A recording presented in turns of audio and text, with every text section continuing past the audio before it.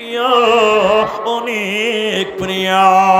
এজন্য মানুষেরে ইয়া আইয়ুহান নাসু তাকু রাব্বাকুম, হে মানুষ সম্প্রদায়, ইয়া আইয়ুহান নাসু তাকু রাব্বাকুম, হে মানুষেরা তোমরা তোমাদের আল্লাহকে ভয় করো যতটুকু ভয় করা দরকার, আর তার ইবাদত করো, তার ইবাদত করো যিনি তোমাদেরকে তৈরি করেছে, তোমাদের পূর্বপুরুষকে তৈরি করেছে।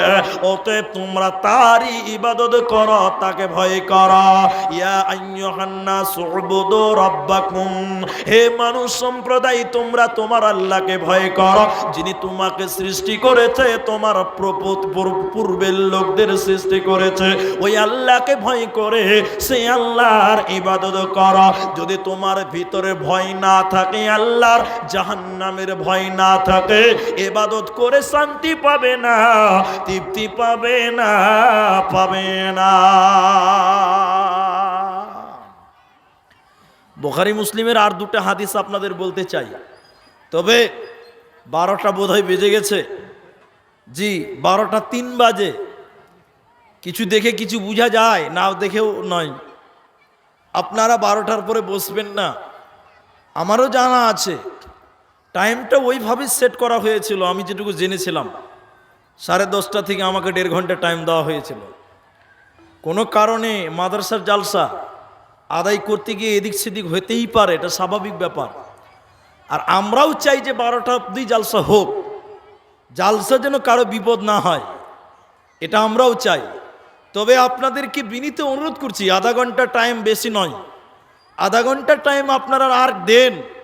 দুটো হাদিস শুনেন, যে লোকগুলো আছেন আপনারা চলেই যাবেন। মাদ্রাসাতে দান করেছেন, আমাকে নিয়ে দান করবেন না, কিন্তু দোয়া দিয়ে যাবেন, দোয়া নিয়ে যাবেন। আপনারা আর আধা ঘন্টা টাইম বসেন। আল্লাহর ভয়ের একটা নমুনা শুধু আপনাদের দেখাই। একটা দেখালাম যে বানি ইসরায়েলের জামানায় এক লোক এত পাপ করার পরও আল্লাহ তাকে ক্ষমা করেছিল। আজকের ময়দানে শুধু আপনাকে আরেকটা জিনিস আপনাকে টাচ দিয়ে নিয়ে যাব, যে সাহাবায়ে কেরাম তাদের ভিতরে কেমন আল্লাহর ভয় ছিল, সাহাবায়ে কেরাম তাদের ভিতরে কেমন আল্লাহর ভয় ছিল, ওইটুকু শুধু আপনাকে দেখিয়ে দিয়ে যাই। তাহলে আপনি বুঝতে পারবেন যে তাদের ঈমান আর আমাদের ঈমান কোন পর্যায়ে চলে এসেছে। এইটুকু কথা আপনি না শুনে যাবেন না। আমি যতজন মানুষ আপনারা রয়েছেন, 12টা প্লাস হয়ে গেছে, আপনারা আর আধা ঘন্টা টাইম আপনারা সময় দেবেন। মাদ্রাসার দিকে তাকিয়ে কেউ উঠিয়েন না।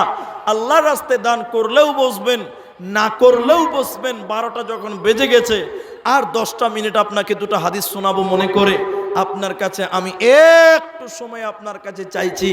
ভাই আমার, বন্ধু আমার, ভালো করে বুঝার চেষ্টা করবেন। আল্লাহর নবী বললেন, শোনো, তখন বলেছি 2টা চোখ জাহান্নাম যাবে না, 3টো চোখ আছে জাহান্নাম দেখবে না, জাহান্নাম যাবে না। এইবার আপনাকে বলতে চাই, আল্লাহর নবী বলেছেন, শুনে লাও পৃথিবীর লোক, জাহান্নাম কত ভয়ঙ্কর জায়গা, জাহান্নাম কঠিন জায়গা। দূর থেকে যেমন জান্নাতের ঘ্রাণ পাওয়া যায়, দূর থেকে তেমন জাহান্নাম দেখতে পাওয়া যায়। আল্লাহকে ভয় করেন দুনিয়াতে, জান্নাতীরা প্রশ্ন করবে জাহান্নামীদের ব্যাপারে।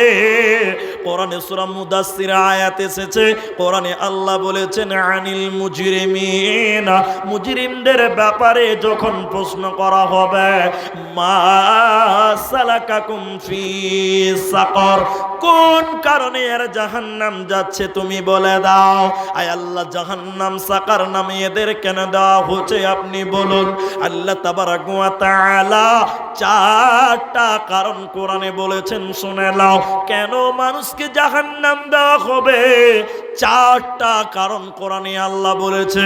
ওর একটা হলো ওয়াকুন আনিল মুজরিমিন মা সালাকাকুম ফি সাকর ক্বালু লাম নাকু মিনাল মুসাল্লিন, তার একটা হলো আমরা জীবনে নামাজ কায়েম করতাম না।